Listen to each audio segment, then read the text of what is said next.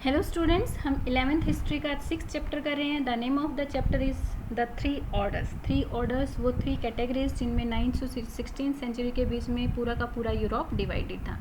ये इस चैप्टर की 5th वीडियो है। हमारे लास्ट वीडियो में हमने पढ़ा था कि यहाँ पर नए नए टाउन इमर्ज होना स्टार्ट हो गए थे।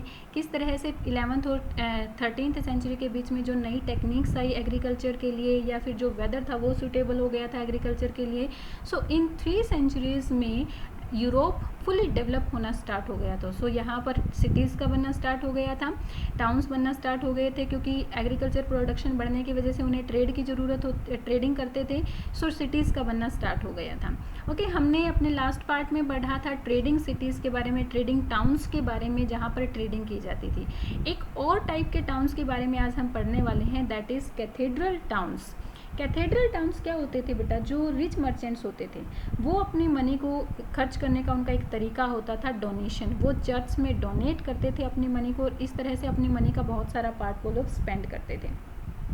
12th सेंचुरी में बहुत बड़े बड़े चर्च बनना स्टार्ट हो गए थे, और इन चर्चेस को कहा जाता था कैथेड्रल, जिनको किसमें, फ्रांस में बनाया गया था। ये कैथेड्रल जो है मोनेस्ट्रीज से, मठों से बिलोंग करते थे, लेकिन इन्हें बनाने में बहुत सारे लोगों ने अपना कंट्रीब्यूशन किया था। बहुत सारे लोगों ने अपना लेबर यानी कि अपना श्रम दिया था। लोगों ने मटेरियल्स और मनी भी दी थी, पैसे भी दिए थे इन मोनेस्ट्रीज को बनाने के लिए, इनका कंस्ट्रक्शंस करने के लिए। जो कैथेड्रल्स थे वो बड़े बड़े स्टोन से बनाए जाते थे, और इनको बनाने में बहुत सारे साल, बहुत सारे years, they took many years to complete, बहुत सारे ईयर्स लगते थे। As they were being built, the area around the cathedrals became more populated. जैसे जैसे वो बनना स्टार्ट होते थे, सो कैथेड्रल के पास वाला जो एरिया होता था वो पॉपुलेटेड होना स्टार्ट हो जाता था, और इस तरह से यहाँ पर सिटीज़ का बनना, टाउन्स का बनना स्टार्ट हो गया। बट ये जो टाउन्स थे वो छोटे टाउन्स थे कंपैरेटिवली ट्रेडिंग टाउन्स के। Okay, cathedral was designed. Cathedral इस तरह से डिज़ाइन किया जाता था कि हॉल में जब लोग इकट्ठा होते थे, यहाँ पर एक हॉल बनाया जाता था जिसमें सभी लोग प्रेयर्स करने के लिए इकट्ठा होते थे, कि इस तरीके से उस हॉल को बनाया जाता था कि जब लोग हॉल में प्रेयर करने के लिए इकट्ठा हों तो प्रीस्ट की आवाज़ सभी को सुनाई दे, और जो मॉन्क्स होते थे उनके द्वारा जो सॉन्ग गाए जाते थे वो भी सभी को सुनाई दे। यहाँ पर ब्यूटीफुल बेल्स लगाई जाती थी, और बेल्स की आवाज़ भी बेल्स भी ऐसे प्लेसेस पर लगाई जाती थी कि उनकी आवाज़ पूरे टाउन में सुनाई दे, क्योंकि ये बेल्स किसका साइन मानी जाती थी कि भाई हाँ अब प्रेयर का टाइम हो गया है, तो बेल्स बजाई जाती थी और लोग प्रेयर के लिए इकट्ठा हो जाते थे। यहाँ पर विंडोज़ में एक टाइप के ग्लास, सस्टेन्ड ग्लास लगाए जाते थे, और इन ग्लासेस पर जो बाइबल में क्राइस्ट के बारे में लिखा हुआ है, क्राइस्ट की पूरी लाइफ की स्टोरी के पिक्चर इन ग्लासेस पर होते थे।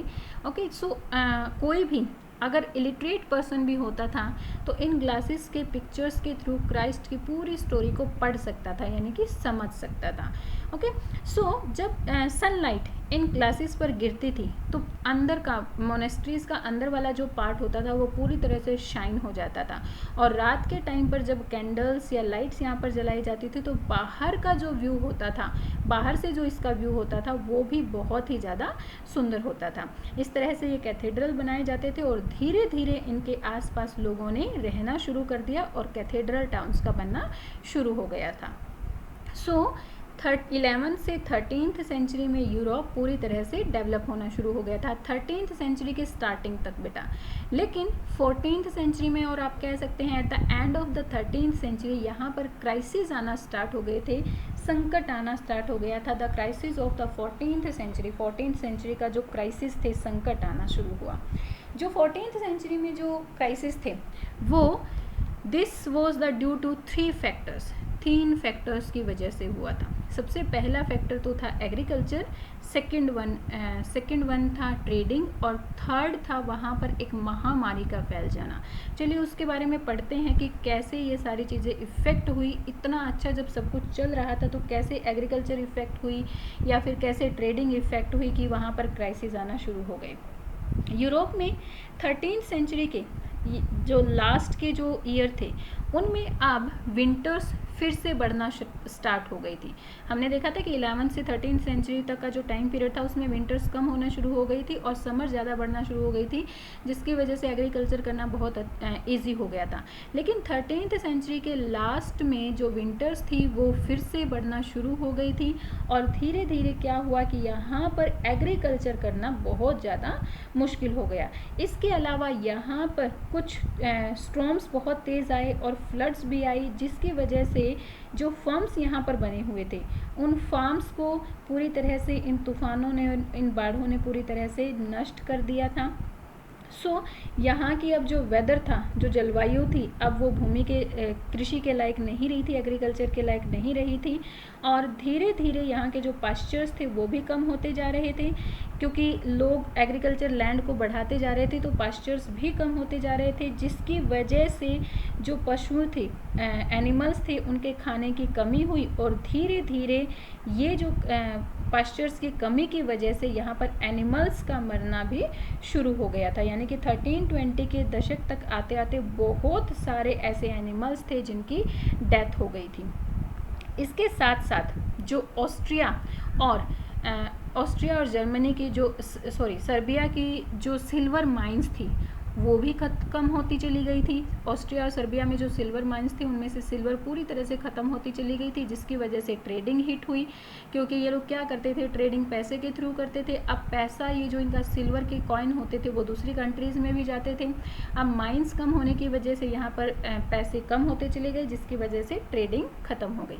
सो 2 रीज़न तो ये हो गई, एक तो एग्रीकल्चर बाढ़ों के आने की वजह से, स्टॉर्म्स के आने की वजह से और विंटर्स का फिर से लंबे होने की वजह से एग्रीकल्चर बहुत ज़्यादा इन्फ्लुएंस हुआ, और दूसरा था ट्रेडिंग का, जो सिल्वर माइंस थी उनके कम होने की वजह से, सिल्वर के ख़त्म होने की वजह से ट्रेडिंग जो है हिट होना शुरू हो गई थी। अब है थर्ड रीजन जिसकी वजह से यहाँ पर क्राइसिस आए, the worst was yet to come, और ये सबसे बुरा टाइम था। 12th और 13th सेंचुरी में हालांकि ट्रेडिंग बढ़ना शुरू हो गई थी। अब ट्रेडिंग के लिए यहाँ के जो शिप्स थे, जो जहाज़ थे, वो यूरोपियन पोर्ट्स पर जाते थे। यूरोपियन पोर्ट्स पर वो सामान के साथ साथ अपने साथ बहुत सारे रैट्स को लेकर आए, और इन रैट्स की वजह से वहाँ पर डेडली प्लेग फैल गया था, जिसको क्या कहा गया था, ब्लैक डेथ का टाइम कहा गया था इस प्लेग को, क्योंकि प्लेग एक महामारी बन गया था। बहुत सारे लोग इससे मर गए थे। इवन 1347 और 1350 के बीच यहाँ की जो पॉपुलेशन थी वो 20% ख़त्म हो गई थी प्लेग की वजह से। और अगर अलग अलग सिटीज़ को देखें तो बहुत सारी ऐसी सिटीज़ थी जिनमें पॉपुलेशन 40% तक कम हो गई थी। सो बहुत ज़्यादा इफ़ेक्ट हुए थे यहाँ पर यूरोपियन इस प्लेग की वजह से। As trade centre, cities were the hardest hit, क्योंकि सिटीज़ ही ट्रेड सेंटर थी, ट्रेडिंग की सेंटर थी जहाँ पर ट्रेडिंग की जाती थी, इसीलिए सिटीज़ ही यहाँ पर हिट हुई। अगर किसी कम्युनिटी में किसी एक इंडिविजुअल को प्लेग हो जाता था तो पूरी कम्युनिटी में फैलने में टाइम नहीं लगता था, और इस तरह से पूरी की पूरी कम्युनिटी ख़त्म हो जाती थी। यानी कि प्लेग से बचने की बहुत कोशिश करते थे लोग कि एक भी पर्सन को ना हो कम्युनिटी में, क्योंकि अगर एक भी पर्सन को हो जाता था तो पूरी कम्युनिटी में ये फैल जाता था और पूरी कम्युनिटी पूरी तरह से बर्बाद हो जाती थी। ऐसा कोई भी नहीं था, चाहे वो इन्फांट्स हैं, यंग हैं, एल्डर हैं, ऐसा कोई भी नहीं था जो प्लेग के इफ़ेक्ट से बच गया हो। यानी कि सबको प्लेग हुआ करता था, किसी भी मतलब ऐसा नहीं था कि ये किसी एज के ऊपर डिपेंड करता है। ओके, प्लेग की वजह से जो प्लेग की घटनाएं थी अब 1360 से 1370 में अब ये कम होना शुरू हो गई थी, मतलब अब इतने लोग जो है ज़्यादा नहीं मरते थे। द कैटास्ट्रोफी मतलब ये जो विनाश हुआ, ओके, जो ये विनाश हुआ इसकी वजह से इकोनॉमिक क्राइसिस भी आना शुरू हो गए थे, क्योंकि बहुत सारे लोगों की डेथ हो गई थी। अब लेबर्स भी यहाँ पर मर गए थे। अगर लेबरर्स मर गए थे तो फिर खेती को करने वाला या मैन्युफैक्चरर को करने वाला, जो प्रोडक्शन के काम होते थे, एग्रीकल्चर के काम होते थे, इनको करने वाला कोई नहीं होता था। लेबरर्स की कमी बहुत ज़्यादा यहाँ पर आ गई थी, जिसकी वजह से यहाँ पर ट्रेडिंग की भी कमी आ गई थी, और जो एग्रीकल्चर प्रोडक्शन था इनकी जो प्राइसेस थी वो धीरे धीरे बहुत कम होना शुरू हो गई थी। ओके, बट जो लेबरर्स थे ठीक है। जो लेबर्स थे वो क्या कर रहे थे, उनके जो प्राइसेस थे वो बहुत ज़्यादा हो गए थे, क्योंकि बहुत कम लेबर्स थे और वो लोग अपने लिए जो है ज़्यादा वेजेस की डिमांड कर रहे थे। इवन उनके वेजेस जो हैं अब ट्वाइस हो गए थे, दुगने अब उनके वेजेस हो गए थे। ओके बेटा, today we'll do up to here. Next part we'll do in next video. I hope you got all the point. Please comment, like and share my videos and subscribe my channel. Thank you. Bye bye. Keep learning.